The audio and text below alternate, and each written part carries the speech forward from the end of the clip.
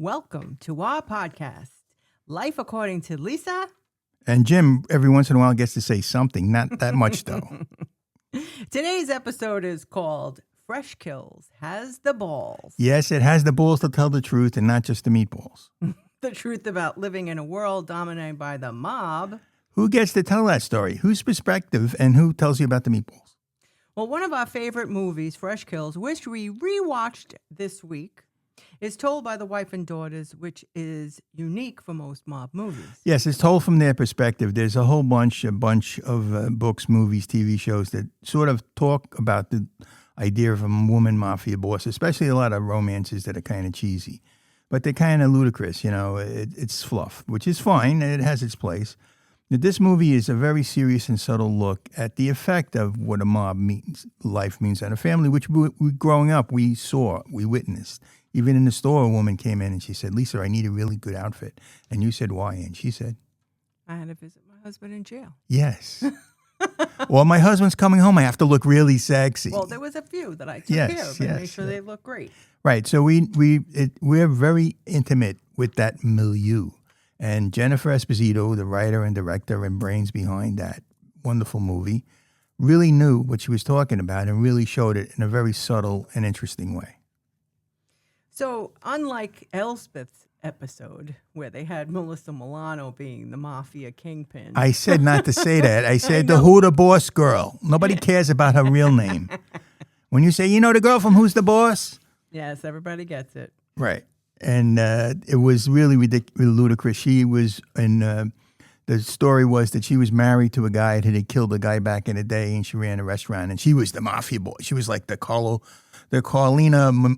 Gambino. But they couldn't just make her be this straight woman, powerful woman. They had to make her over the top, like cartoonish. Well, here's the thing. There's a great prejudice against Italian Americans in television and in entertainment in general. And they love to put us down and treat us like crap. So that's what Jersey Shore was about. That's what a lot of Real Housewives of New Jersey was about. That's what they want. And when we had our television show, that's what they did to us. Well, we recently heard that there's going to be another attempt to tell the story from the point of view of a woman. Yes, and what the story is going to be, the Puzo estate has allowed other writers to write books in the Godfather universe. Now, that's happened a lot recently in the last 20 years or so. When a very popular author passes away for one reason or another, they get usually a member of the family to write the new books, or they hire a hired gun to come in and continue the series. So famously, Robert B. Parker, who writes the Spencer and the Jesse Stone books, they had a bunch of different revolving people write these stories. And now the principal one is Mike Lupica, who I hate with the fire of 1,000 suns. And in fact, I got in a fight with at the Knick game once, but that's another story. And but he's the guy that took over most of those books. But well, this person that they got, the person they got, is gonna write a book based on the. Well, she wrote about 20 books. Yeah, she has 20 books. She has 4 or 5 series that are pretty decent. Her name is Adriana Trigani, and she's writing a book based on Connie's perspective of The Godfather, which I don't. Where is she from, this Adriana? Well, here's the thing: she's from West Virginia, and her family was Italian American immigrants that became minors, and some of her books are about that. I don't think that speaks to the Italian American immigrant experience on the Lower East Side, but then who am I to say? You know, I guess you can imagine things. That's what a writer does. So, I heard she was a writer for The Cosby Show. Yes, and a different world. So that really gives you your credentials, you know. But that's fine. I mean, I was on The Cosby Show. Yes, I know, Lisa. The whole neighborhood was, but we were all extras at the game. Rudy, that we had to cheer on the side in Friends Field. Yes, indeed. So what happens is she's going to write a book from the perspective of Connie Corleone, which when we analyzed it, and Lisa talked about it, we think it's going to be very difficult. We don't know where it's going to go. I could go in 20 different directions. Yes. So when a writer writes, they're influenced, as we've spoken before, about a lot of different things. And is it a direct copy? Is it a homage? What is it? I do know she's going to read from the book of Fresh Kills, and she's Oh going to my steal God. a lot of Read it. stuff. She's memorizing that screenplay. Right. And I'm willing to bet it's not going to be as subtle and powerful as Fresh Kills, which is very subtle and powerful. Especially the ending, the last half hour is amazing.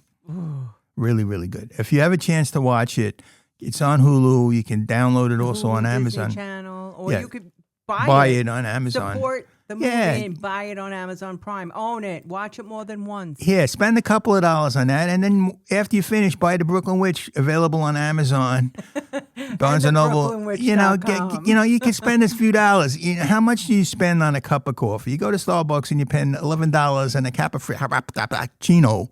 You could go and buy a book or buy a movie. Come on. We have to, cheap. and first of all, if you're a woman, listen to this. Support women. Get out Yes. there and buy it. Yes, you know, a lot of women say they support women, but then when it comes time to put the money where their mouth is, their mouth isn't available. I had a women's clothing store for 10 years. I know. Yes, it is very funny. It's like the Real Housewives of Beverly Hills. The one girl says she supports women's businesses, and she actually went to Stupid Dorit's book sign, not book thing, but a picture No, reveal. that's what I'm going to have. Before the book two's done, I'm going to have a party just showing the cover. Right. I'm sorry. It's kind of stupid, but then I she's think they stupid, just so needed she's something consistent. to film, and she didn't have her book done. Yeah, but what happened was a bunch of the girls didn't go for one reason or another, and she said, "You don't support women." And the girl that she hated the whole season, Amanda, she came and supported her and said, "Well, I support women, and even though I don't like her and hope she gets hit by a bus, I'm going to still be there to support her." You know, she wouldn't get hit by a bus because it's not an English TV show. If it's an English TV show, she'd definitely get hit by a bus or a There's going car. to be that 1 second where you're like, she's going to get hit by a bus Yes. or a truck or a car. She's getting run over. We're watching the show, and they're running through like a market in England, and they're pushing, clothes out of the way and knocking over orange crates, and they're running to go out the outside. I said, "Oh, this guy's going to get hit by a bus." Boom. He gets hit by a bus. It always happens. It's They just love the way that. they love that. That's they their love thing. car accidents. So, you used to always say to me back in the day when you were an accountant for bars and restaurants, right?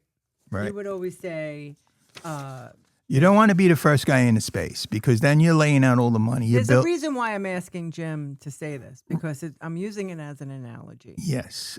Permission to make an analogy, Captain. Please, go. Okay. So I used to be an advisor to people when they open up businesses, especially bars and restaurants. And I would always say to the guy, look, don't be the first guy. Don't be the guy that puts in the bathroom and puts in the heating ducts and the HVAC and the hood to take all of The entire kitchen. the kitchen, because you're going to be spending thousands and thousands and thousands of dollars. A lot of money. And then if you don't have the money for the rest of the stuff you need, like the supplies. Or the money for a rainy day. Right. You don't have any cushion. Be the guy that comes after that guy. Be the next guy. Because then everything's done for you, and then you can spend just a little bit of changing the decor into your style of restaurant, and then put all your money where it belongs, in the food. Because that's what you're really selling. I think sometimes people get enamored of the look and forget about the actual product that you're selling. So what happens? That means you're building on what someone else has started. You're taking the bones of their The creation. intellectual property. Right. Well, yes. So a lot of people take the bones, the intellectual property, the actual framework, and they take that and they extract it, and then they put something on it. Now, you can do that and be successful and write a really good book, Well, look at the brick oven place we used to go to. Right. That's an example of a restaurant. So we used to love to go to this brick oven pizza place. We would go there 2 or 3 times a week when Lisa was We knew working the in Kevin St. family. John's. We were like family. Yeah, we were family. And then they used to They come would to come our to our store. store. We would go to their It was a place. wonderful place. But to run a business, a restaurant is very difficult. So finally, she had a couple of kids and she said, "I can't do this anymore." She left. Another guy came in and turned it into a Mexican place. He really, Got tapas. yeah, he had tapas and he had a brick oven. So we made, certain brick oven tapas He that were utilized amazing. the brick oven she put in. Right. So, but what did he do? He took down the mandolin and he put up a sombrero and he's good to go. It didn't mean, Well, he adapted the space in an Yes. intellectual way. yes, he used his, so when you're, Intellect? He built on what was there before. correct. So if you had an intellectual property and you say, listen, I want to write a story about, I'll give you an example that I use all the time ad nauseum, but Sherlock Holmes. So Anthony Horowitz, who's a very good writer, wrote a story about Sherlock Holmes that was very interesting, and it's very. If you have a chance to read it, it's really good. And he used all of the different cliches, I guess, or the things that you know about Sherlock Holmes in this book.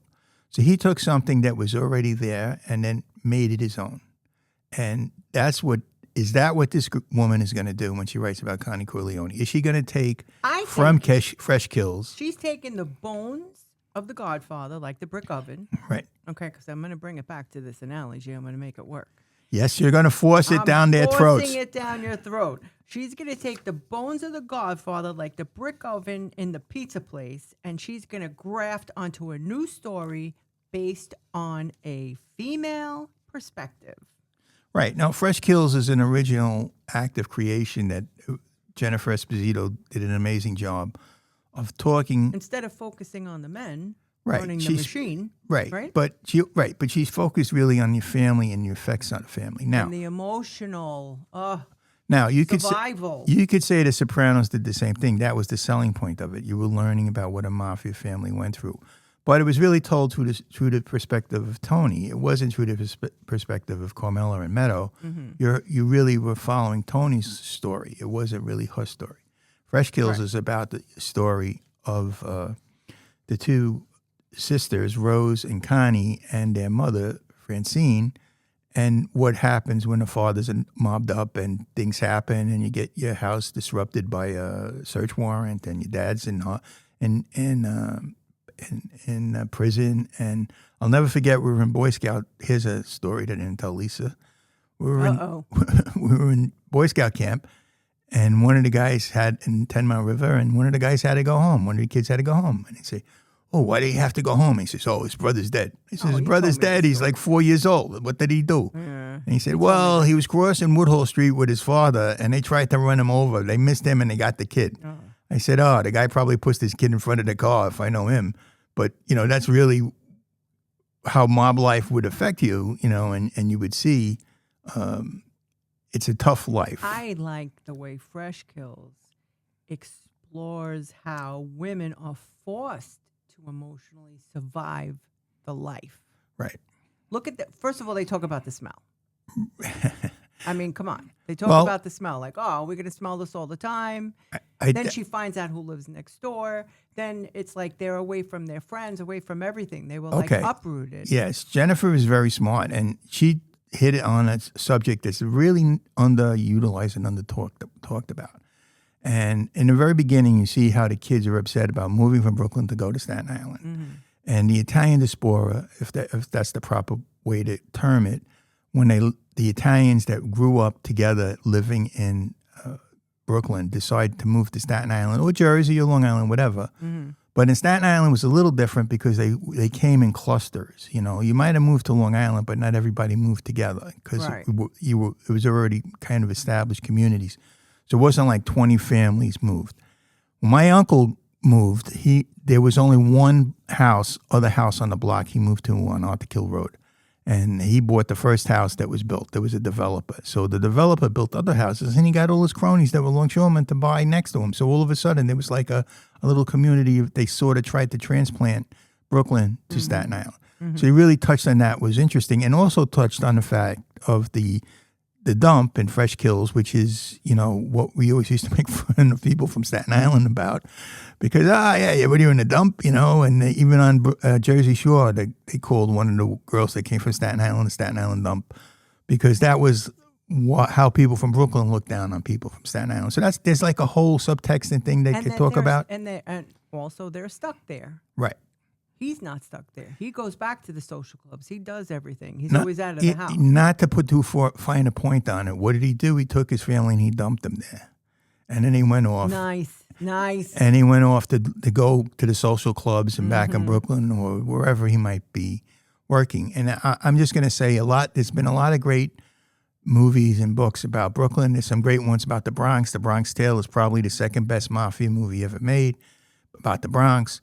But Staten Island is bereft of any. So this is the one that really shows you what mob life was like in Staten Island, So I think that was very smart and very subtle. Jennifer is a very subtle director and writer. She doesn't hit you over the head with it. And what I love is what we talk about all the time. You either get it or you don't. So, for instance, she does talk about godmothers at the end of the movie. Right. She says, Chris, who's the godmother, Annabella Sciorra, says to the Rose, who's really the protagonist of the movie, I was so honored that you chose to speak to me, because Rose was very nonverbal at the beginning. She didn't like to talk. Mm-hmm. And she said, I was so honored that you picked me to confide in and talk to. But that's what a godmother did. And you're such a good godmother to your niece. You really know what it means. Mm-hmm. In The Godfather itself, the whole conceit that Mario Puzo had was that Vito Corleone was served as a godfather to the larger community, And he took actual incidents. Yeah, well, what he did was he took real-life incidents in the mob and he used them in his book. Like, for instance, the story of Frank Sinatra, Johnny Fortuny in The Godfather is a Sinatra figure. Didn't make it to the movie because Sinatra made a big stink and he said he was going to sue him. So they said, you know what, we're just going to use him just a little tiny bit. But the whole story about the guy who was keeping him from being in the movies and they put the horse head in his bed, that supposedly is a story that related to Sinatra getting the nod to being From Here to Eternity, where he won the Academy Award. And also the story of how Frank Sinatra lost his contract that I believe Tommy Dorsey or Jimmy Dorsey, I forget which one, had his contract. And the story was that they didn't want to let him out of his contract. So Willie Moretti, who was a mobster from New Jersey, from where Sinatra was, went up to the guy and put a gun to his head and said, either you sign, either you agree to let him loose or your brains are going to be all over the table. And the guy said, well, where do I sign? So Mario Puzo used a lot of these incidents in real life, and he romanticized them, and he made them part. And we actually used one of them in the book, The Brooklyn Witch, which is available on Amazon. And you can actually see a real life mafia story that actually happened appears in the book. Yes. So. Now, you were talking about the little subtle nuances. Yes. There was a couple more, of course, the cultural touchstones, right? Right. Well, for instance, like one of the Phil Donahue. Right. And once again, if you get it, you get it. You get it. If you don't, it's just part of the magic. So what did they do? They showed an episode of Donahue where Marlo Thomas was the guest star. Well, he actually married her after this. So it was, and we were like, oh, that's cool. Look at that. That was so cute. Cool. That was a nice callback. But what I thought was quite amusing was they kind of offered the Sally Jesse Raphael show as an idea of the sophistication of Manhattan and a sophisticated world. So she was going to leave. Rose wanted to leave the mob life. I'm going to go in the city. I'm going to the city. Yeah, I mean, that's what we said. I mean, look at me. Yes. I was in the city all the time. Yes. I went to school in the city. I used to hang out there, clubs, whatever. And they called me Village. Yes. Everybody in the neighborhood called me Village. Right. And or when I would cut through the Friends Field to get home from the F train, there was a guy who just happened to be, at the time, well, he was a heroin addict, but he was a great guy. And he used to call me, and he's like, they don't know about Monet and Monet. I don't know if anybody's getting what I mean. Well, in other words, they don't think about Monet the artist. They think about money, Right, but he kept calling me artist. Yes. So was unusual. There's a lot of movies like that, like Saturday Night Fever, the second Saturday Night Fever, which was a disaster. Basically, the story was about the dancer wanting to go to Manhattan and become a high-class dancer and all of that. So, that's a recurring story that you saw in a lot of different places. So I just feel like Fresh Kills wasn't like mob glamour. That's not where she was going. It was really about emotional damage it caused. Right. And that was gutting. Yeah, and what you saw how it works. The father was all grand gestures. I bought you a car to Connie, the favorite daughter. Oh, I bought you a bakery that you guys could work at and you have a place to live in. But he had another motive because he had guns and drugs in the basement. He never did anything out of his heart. Yes, he didn't. He did it. Listen, if you killed 8 people, you're a sociopath. Yeah, maybe. How can you? I mean, come on. Listen, I know of 8 people I want to kill. That doesn't make me a sociopath. That just makes me pissed off, and I want to say, hey, I want to get rid of these 8 people. Is that okay? Can you truly have empathy and love? Yes, I think so. That's another debate that we can have. Yes. I mean, everybody has sociopathic tendencies, and we all are narcissists in one way or another. It's the matter of degree. Okay? So a lot of people say, how does this affect me? What am I getting out of this? And when they're involved in a friendship, Lisa's not like that. She's loving. She's so warm and wonderful, and she takes people under her wing. Sweet. And I say, Lisa, what are you doing? Yeah, he always shakes me out of This it. this person's a POS, and it's not point of sale. Don't you remember when this person did A, B, C, and D? Yes, I say, Lisa, don't do that. That's the Irish in me, because the Irish can hold two things: their liquor and a grudge. So when I see that, I say, you're being so nice. Why are you being nice? I don't know. It's easier to be nice. Yes, no, it's easier to be indifferent, but you can be nice. It's easier for me to be nice. I get it, and I tell to be mean, because then I have to be like, you don't I have to think differently. You don't have mean. to. I agree with that 100%. You don't have to be mean, but what you can be is indifferent. So I always tell Lisa, what's our idea? What do we love? Stab him in the back. Well, no. Oh. That's one of my sayings.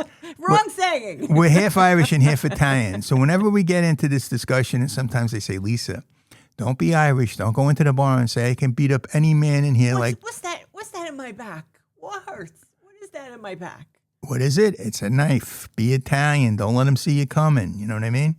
So that's where, in the Brooklyn Witch, we had so much fun showing both sides. Yes. The Italian way, the drama, the Irish way, like a folk song, and the way we were able to blend that and flip back and forth and show all of that. I love that. Right, but we did show, and Irish people can be quite cold. I mean, when I think the real Irish from the other side have a lot of warmth in the rural aspects Granny of Meg it. is not the most But warm. a lot of Irish people, for- that's why they call it an Irish goodbye. When you just walk out the door. When we go to a wedding with Lisa's family, we're there for 6 freaking hours. It's Nobody wants to leave. No, it's we're going to leave soon. Start saying goodbye now. Right. Well, I'm already outside. It's like standing next to the car. Say, what happened? We were supposed to leave like 15 minutes ago. No, it's like an hour. You got to start preparing an hour before you're leaving. Right. And I don't. And then sometimes you go back in, and then you see all the people. And then, then you got to start all over again. And then, did you leave? Oh no, let me kiss you goodbye again. It's then torture. It's the double goodbye. It's torture. They could torture Noriega with that, and he would give up all his secrets. So, what we're talking about is that the subtlety that Jennifer has is she shows what it meant to be in a mafia family.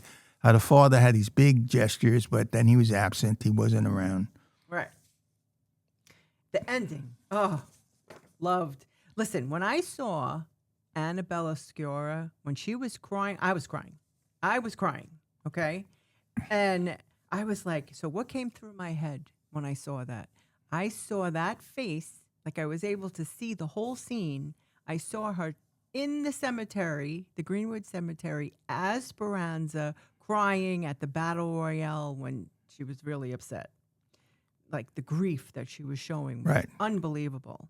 And I just felt, and the wave from the character Francine, Jennifer, that wave saying that she knew to save her daughter and her bloodline, that she had to say goodbye. And it was like that gesture, that hand gesture. Oh, well, the tears.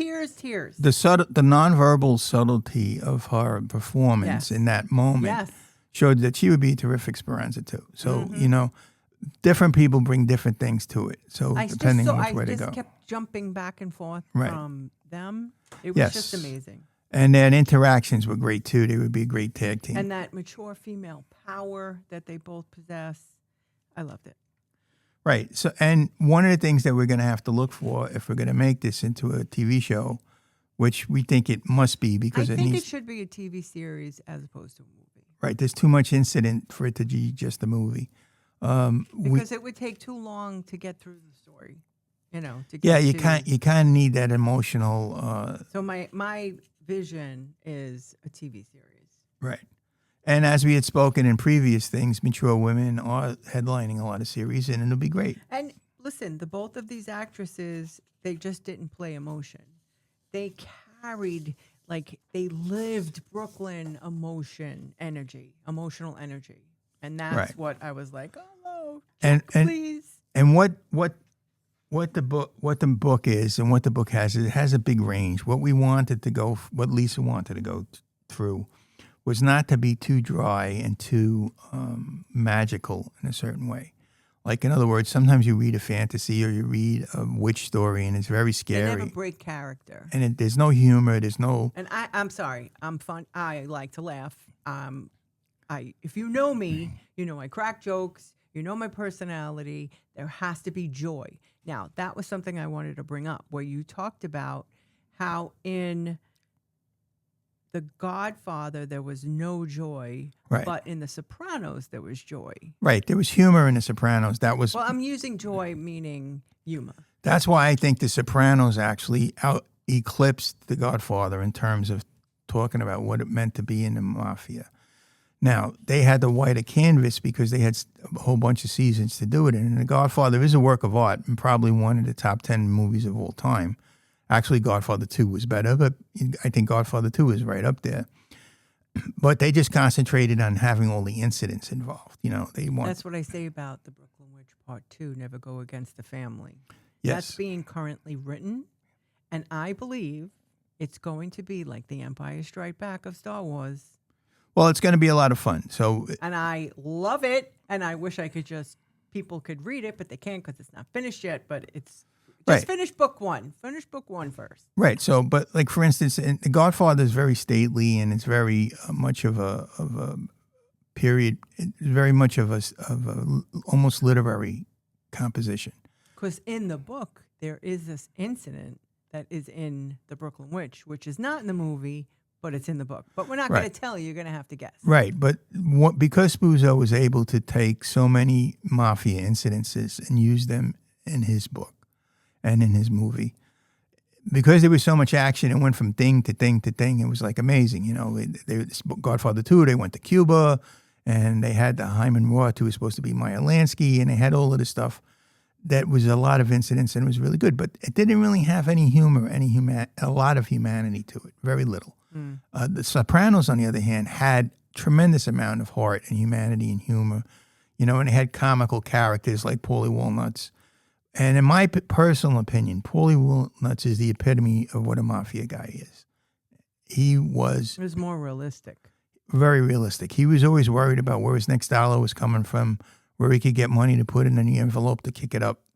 And he murdered his mother's best friend of 60 years with a pillow so he could get the money from underneath her. The mattress. Underneath the mattress. Mm-hmm. And she sees him. He says, "You're going to rob me." And he says, "Oh, Tootie, I'm not going to rob you. You know me all my life. Come here. Look at this pillow." Oh. That's a real mob guy that I grew up with. That's exactly who they are. And psychopath. Yes. He totally was a psychopath, yes. But who isn't these days?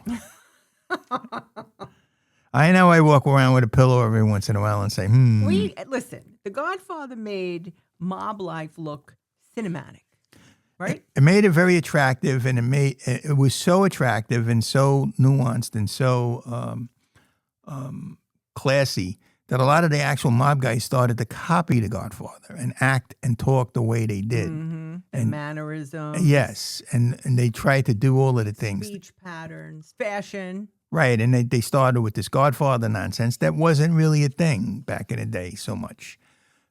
In fact, to go back in history of the mafia, not that you really want to do that, but we won't stay that long. Just a quick visit. Back in the day when Charlie Lucky Luciano and his buddy Meyer Lansky and Frank Costello and all those guys came up, they wanted to get rid of the old timers that were led by the Clutching Hand. Clutching Hand. Yes, who were the black hand guys from the previous century, and they called them the Mustache Pete's because those were the old style. And when Salvatore Maranzano came over from Sicily and set himself up in Brooklyn, he had been a mafia boss on the other side. And he brought all of that respect stuff with him. On the other hand, Joe Masseria, Joe the boss, was a big fat slob, and he didn't care. He just wanted more. It didn't matter what. More macaroni, more meatballs, more money, more drugs. He wanted more women. He wanted more. And that's who he was. And he was actually the essence of America when you think about it. And he was very American.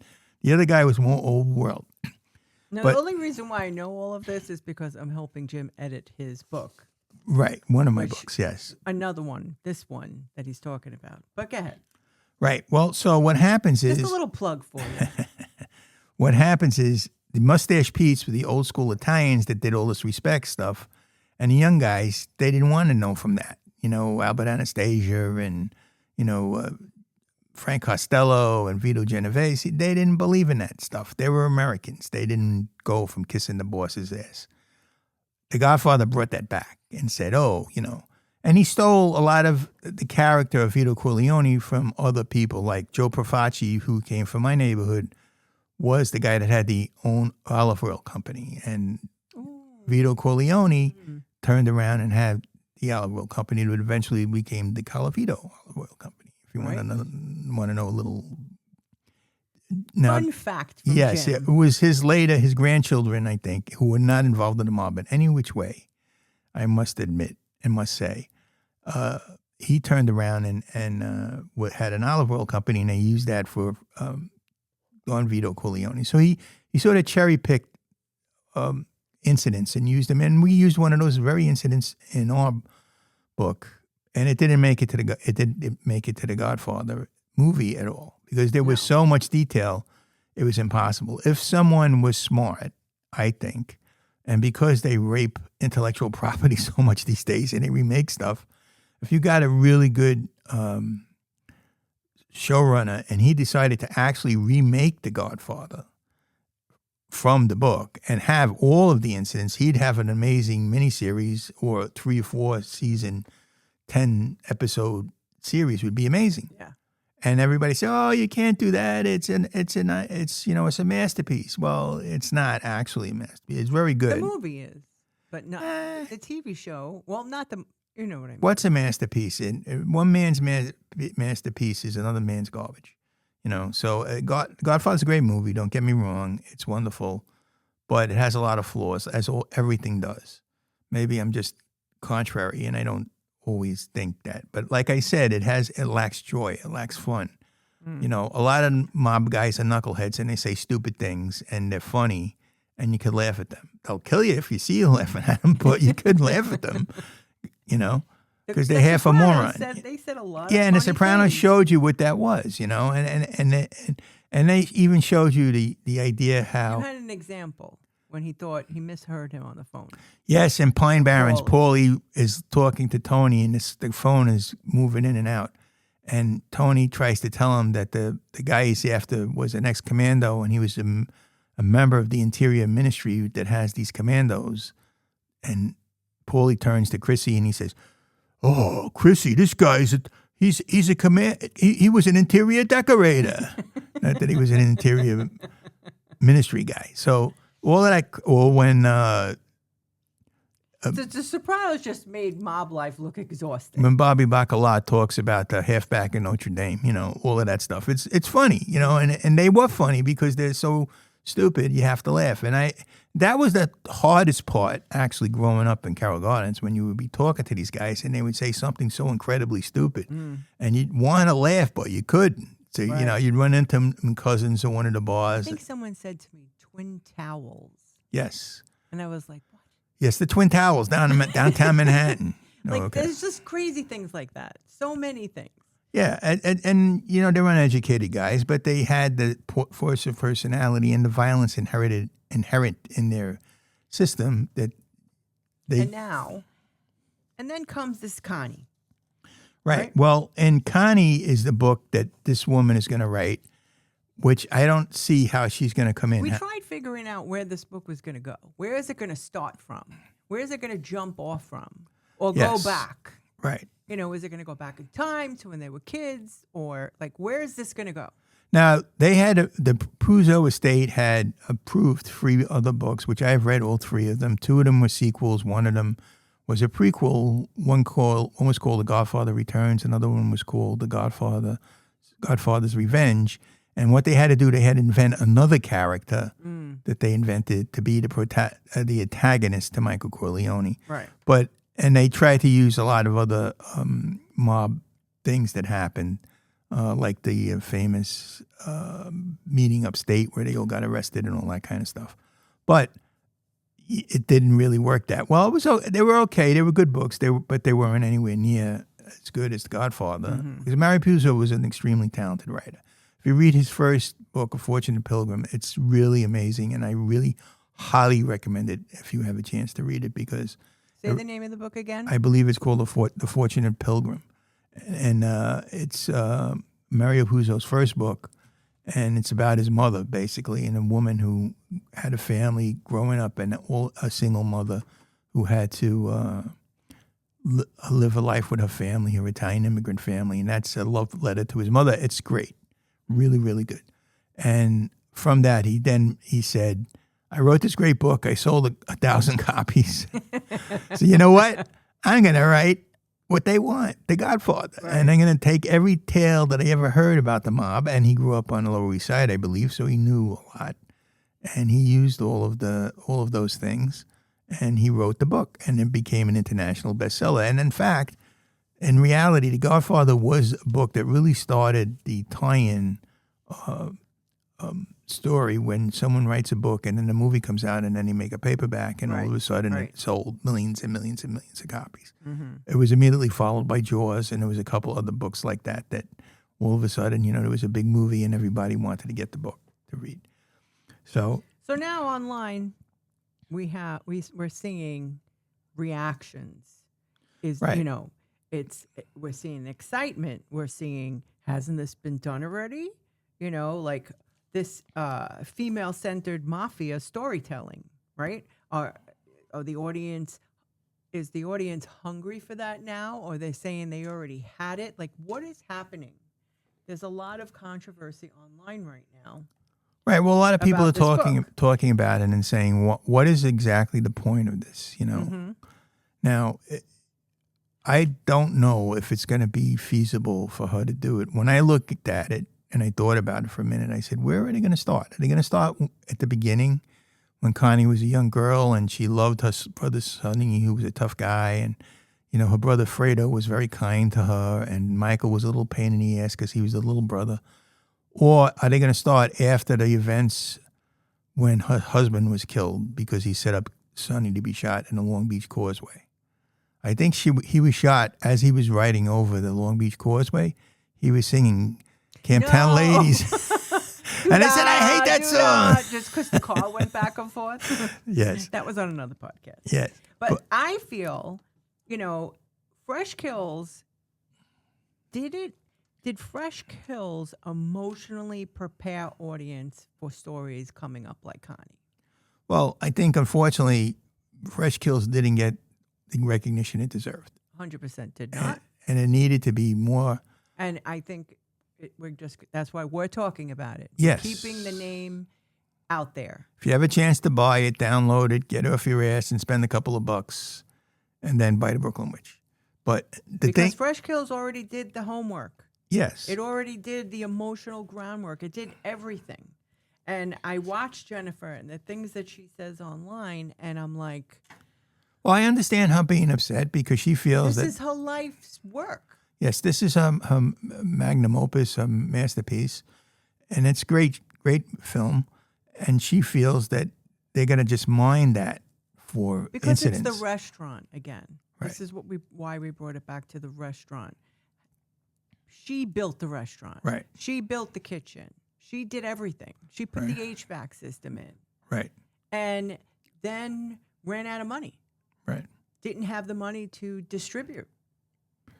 Well, she didn't get the support that she should have gotten because people in Hollywood look down, I guess, on women directors, and they didn't give her, and especially independent films as well. Yes. Okay. So, and what she did, which I really admire, she didn't put in sensational things that would make it maybe more marketable. She stuck to her vision, and her vision was, the effect of a family and the subtleties of that. Now, there are some big incidents in the movie, yes, but if this girl's writing Connie, what's exactly she going to write about? I mean, there were only 7 plots.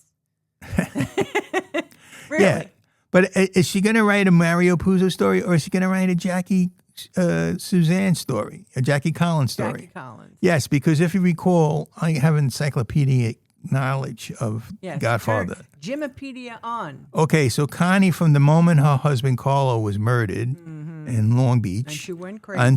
until she came back in Godfather 3 and said to her brother Michael, "I'm going to take care of you now." In between, she was a bit of a hooah. So she had a lot of boyfriends, a lot of screwing around. She spent a lot of money. And because her brother was so guilty, he just paid the tab. Right. So we're going to follow her there? Yes. Is there going to be like 67,000, 50 shades of black Italian dresses taking off? Or what is it exactly going to be? I don't know if she's going to do that. I seem to doubt it because I think that's not her style, the lady. I haven't read any of her books. So I don't really know. But from what I read of them, I don't know. I think she's into family sagas. But how can you, She's definitely watching Fresh Kills like yes, 20 million times over. Right. Like Clockwork Orange with her eyes taped back watching it. Well, the thing is, you can't, it's hard to imitate a masterpiece. And I brought this up many times. I guess you people are tired of hearing it. But Tolkien's books, the Lord of the Rings, everyone copies that. And if there's one, there's 1,000 books based in his world with orcs and elves. And I read one guy, he has a series about what's called a dark elf, which was different than the other elves that were in the Lord of the Rings. And it's really well done, and it's amazing. So that was a guy who took the world of Tolkien and said, I'm going to, work in this little corner of it. So I think if this woman is going to write about the female perspective on mob life, that's a little corner that Jennifer Esposito has already covered thoroughly and in a very visceral way and in a way that... Well, here, let me just bring it to something else that I can relate to. Fashion is a lot like writing, right? Yes. Where people copy ideas and concepts all the time. Well, it's about creativity. Yes, but when I was designing clothes, I didn't even shoot the back of the dress and put it online because I knew it was going to get copied. Right. So, but there's a difference between paying homage to something, to a style, and blatantly copying it. Right. Now, Diane von Furstenberg, she made the wrap dress. Now, I had a wrap dress in the store that was called the Lisa wrap dress, right? Yes. And I did it in my sizing, my fit. It was different. But it was like I took something and I made it my own. Right. For example, you made the bottom section longer. So I changed it where it wrapped more. I mean, it was made for plus-size women. There was more fabric in it to make it work. It was different. It wasn't like hers. She could not grade up her dress and it would properly, work. right. It had to be a new pattern. So what you did was you took an idea or something that was a wonderful idea and you made it your own. You changed it and you did what had to be done. If somebody does that, there's no reason to criticize that. That's wonderful because everybody, if you enjoy a Western, for instance, I love Westerns and I read a Western and I say, oh, wow, this guy wrote a really good book. It's not a classic, but it's great. Because he took the ideas and the characters, or let's say a mob story, and he wrote his own story, and he wrote his own book. And it might have somewhat of a resemblance, but it's not slavishly copying it. Mm-hmm. When I opened my store, my shop attracted copycats. Yes. And blatant copycats who actually admitted it at the end of the day. Where I had all these people coming in. I'm brand new. The store is packed. It's people coming in from all over, traveling the world to come to my shop. Right. And there would women come in. And this one woman, I remember specific occasions where this one lady came in and I was helping her and asking her questions because I was trying to dress her and teach her how to learn how to dress her body. See, I was giving information. I wasn't just like, here's a dress, put it on. Like, here's another size. Maybe this size works. That's not the type of person I was in the store. I was teaching them how to dress their body. And this shape looks good on you. And pay attention to the sewing when you're out shopping. Look at the quality of this. I was teaching people. So when I put in 3 to 5 hours of someone that came to visit my shop and put in my time of teaching them for those many hours, and then turned around at the end and said, "Oh, thank you. I'm opening a store in Baltimore." Yes, she said, "I want to be honest with you. I'm going to be opening up a store in Like, Baltimore." you let me give you all my information, and then you told me that? I think you should have came in right away up front. Or not said anything at all. Correct. Or when I was getting shopped by the big box stores. Here I am, a boutique in Carroll Gardens, Brooklyn, getting shopped by Nordstrom's, Macy's. They all came to the store.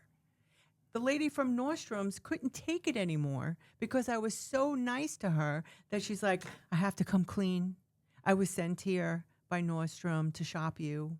I just have to tell, you're just too nice. I couldn't do it anymore." And I mean, she gave in and confessed.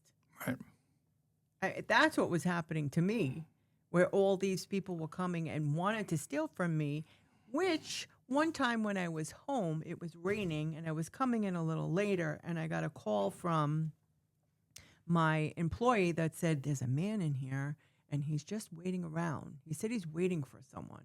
I'm like, okay, maybe he's meeting his girlfriend there or something, because it is a destination shop.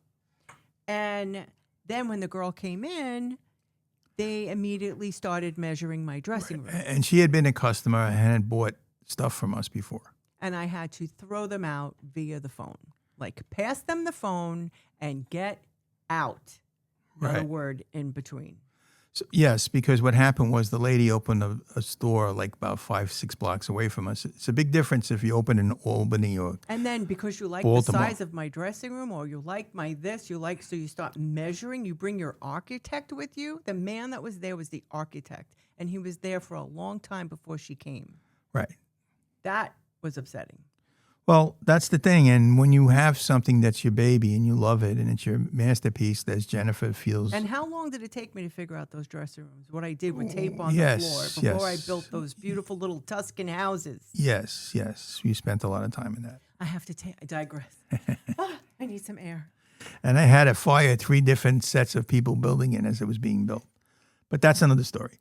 Yeah. So Jennifer feels and knows that Fresh Kills is a masterpiece, and she certainly feels protective of it. And I can understand how she feels that it's going to be mined for incidents and mined for the emotional tenor that they want to bring to this book, Connie, and eventually, obviously, a movie project, I would imagine. So it's going to be quite interesting to see what happens.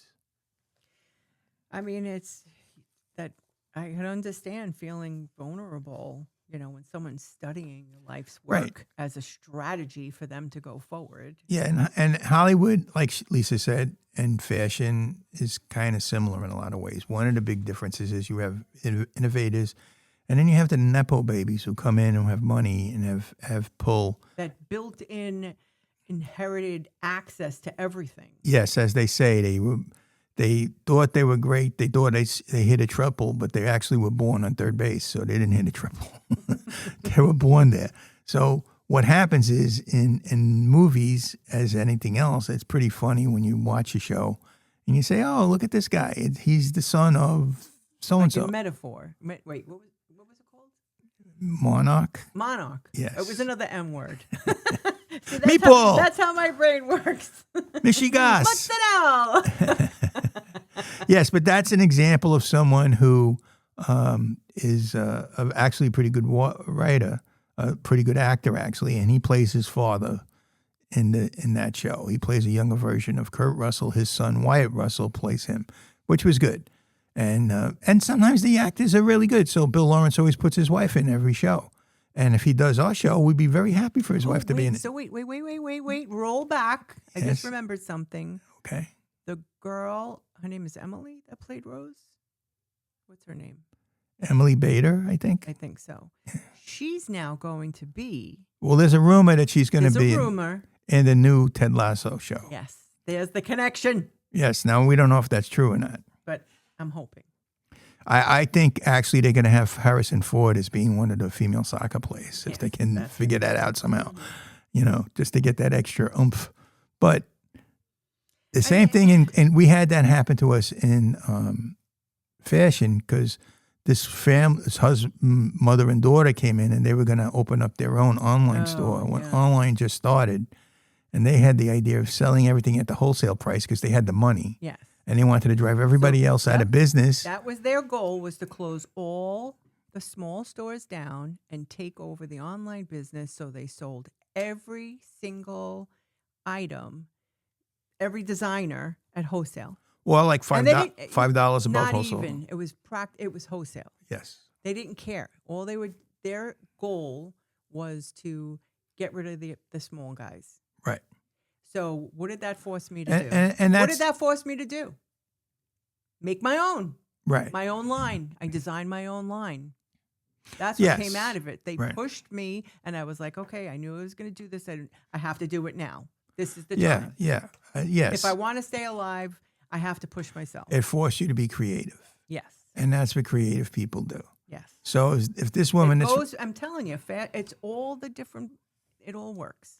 All the elements come together to say. We fight for every inch of creative space, that emotional urgency, right? Yes, of course. Yeah. Sometimes people just don't buy your product. They study your magic. And they try to steal it. Yes. They try to steal your magic. But they're not going to steal my Brooklyn magic. Well, it'd be very hard BrooklynWitch.com. Get your copy now. Yes, and if you go on to Battle for Brooklyn. If you go on to BrooklynWitch.com, it's very easy to access our other well, you'll see the podcasts. podcast listed there too. Yes. Okay. So, I mean, we were really talking about self-made creators versus Nepo babies. But, Well, what happens is if you're a Nepo baby, and everybody knows what that is, it's about nepotism. So people hire their son or they hire their brother-in-law. An example of... So there's like I said, inherited access. Like there's financial safety nets. That's like a big thing, and then you have the self-published authors, the indie filmmakers, the self-funded creators. Right. That, we saved every penny. To build our store. To build the store. Like, you put all your money into something, everything you have, and here comes someone that's just got a check from daddy. Right. And here's an example of Jennifer put everything into her movie, and now someone who comes along and is getting supported by the Puzo Foundation. So even though she's not a direct descendant of Mario Puzo, I guess, allegedly, she's getting all the benefit of what went before and the imprint of the Godfather on her work.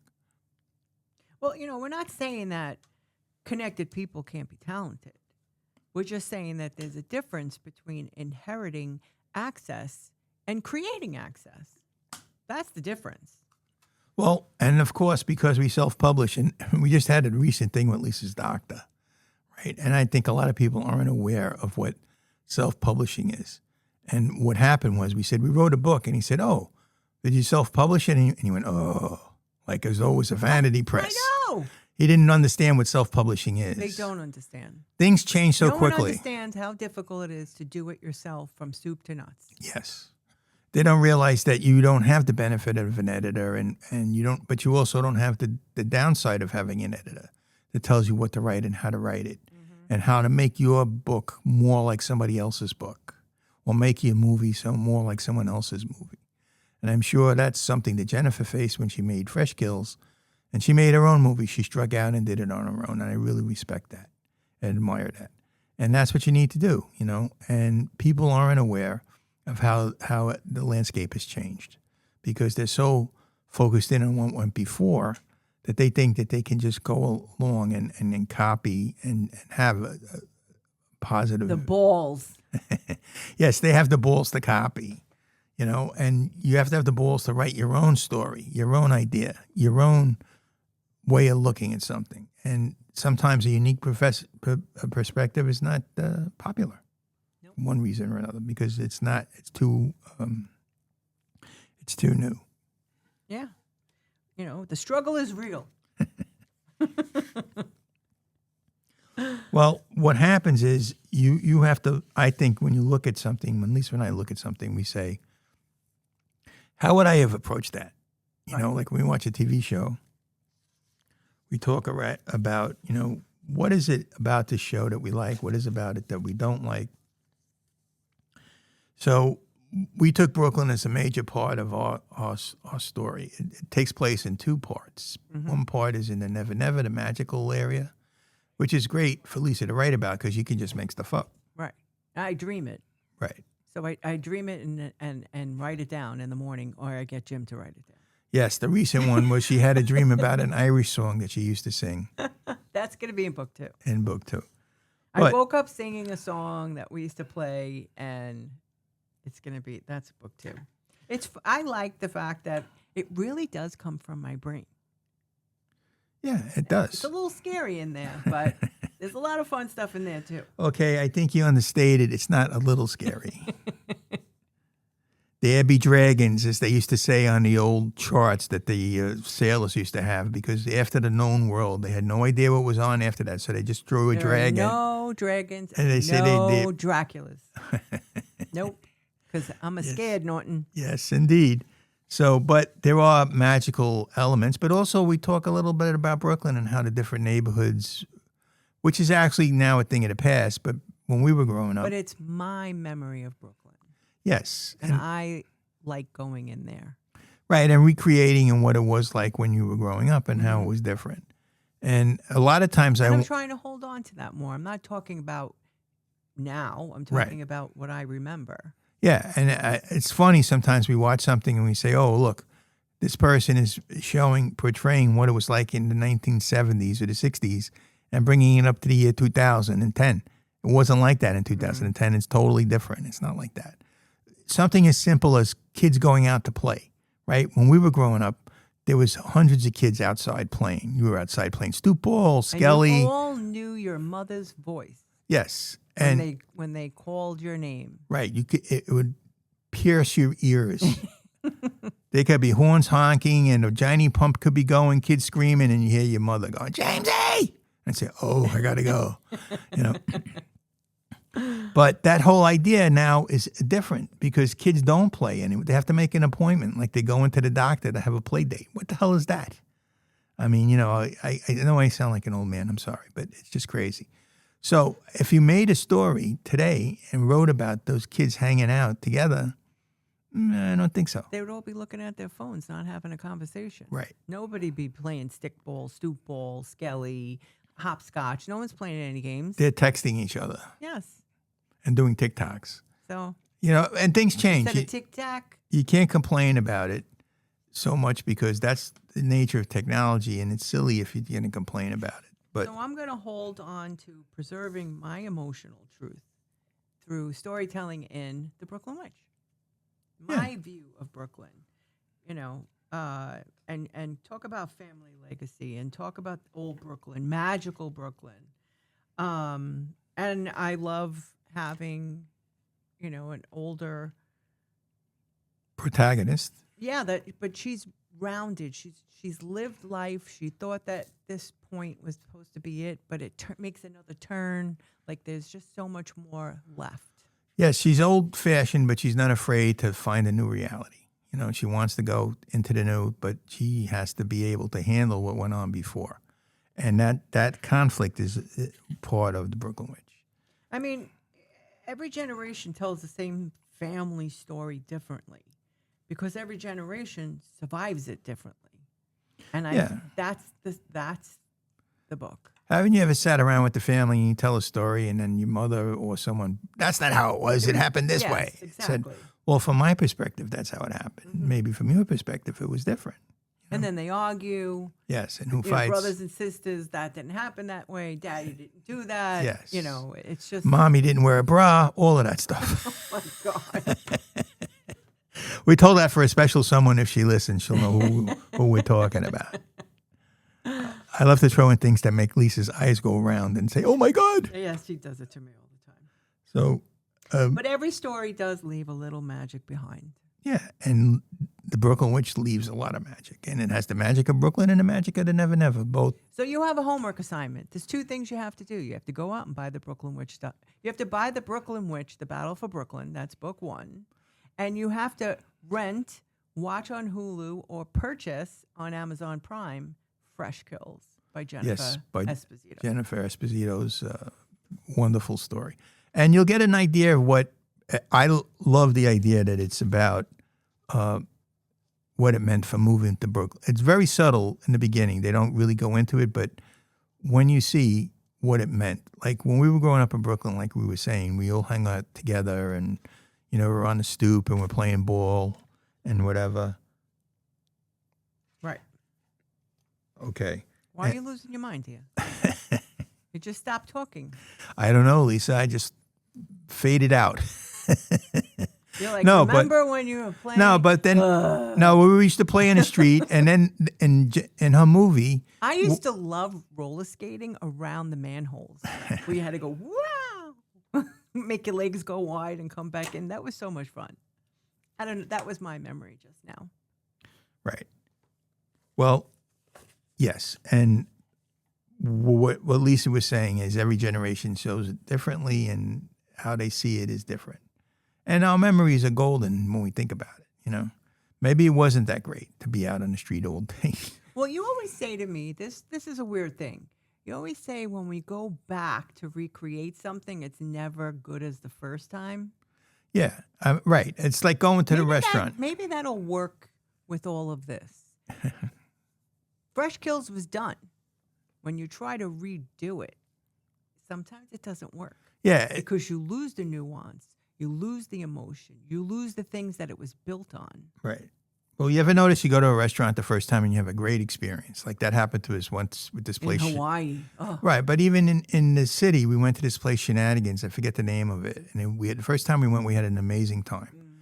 The owner was very nice. We ate. We had wonderful time. And then we went back several times. It was never as good as the first time. Well, the last time we went, the chef was hanging out with us and smoking a cigarette outside. And he kept coming in and then eating our food with his hands. He kept touching. He picked up a piece of my pizza. He said, "Look how good this is," and he puts it back down on the plate. And the two of us looked at it and memorized which piece we were never going to touch again. I said, "Buddy, you smoked 6 cigarettes and didn't wash your hands. I really don't want you touching my pizza." You know what I'm saying? But that's another story. Yeah. So I think there's a lot of stories. Yes, we're coming to the end. I think we went a little over. We went a little over. I hope you enjoyed it. I hope we kept you company. I hope you're driving in the car and listening and then saying, "Oh, I got another 6 hours to go to Pennsylvania. I'll listen to another episode of Jim and Lisa." Or Lisa and Jim, actually. Excuse me. So, all right. It's time to sign out. There you go. And welcome. Thanks to listening to Life According to Lisa and Jim, too. And purchasing The Brooklyn Witch, Battle for Brooklyn. Check us out on social media. Let's get Lisa's. Everything is at Lelee's Valise, LeeLeesValise. Yes, and you'll see a lot of great animation and stuff that Lisa's come up with that it's really a lot of fun. I've been working on getting the social media. That's been driving me crazy. Yep. So we always drop on Fridays. Another podcast dropped today. Yes, that's what she said, I believe. Yes, that one just dropped today. So if you're keeping up on that, we'll see you next time. Every story leaves a little magic behind. And same stoop. Oh, different magic. I wrote it on a piece of paper. Oh, okay, you're right. I didn't realize that. Let's go again. Start. Go ahead. So it's time to say goodbye. Same stoop. Different magic. Okay, I think I got it right that time. Happy trails to you. On a piece of paper. I don't know. What do I know, Lisa? I don't like to write things down. He doesn't like to look at anything I write down for him. I don't like that. I like to just spout it out. Yes, you do. All right. Thanks very much, guys. Have a good one.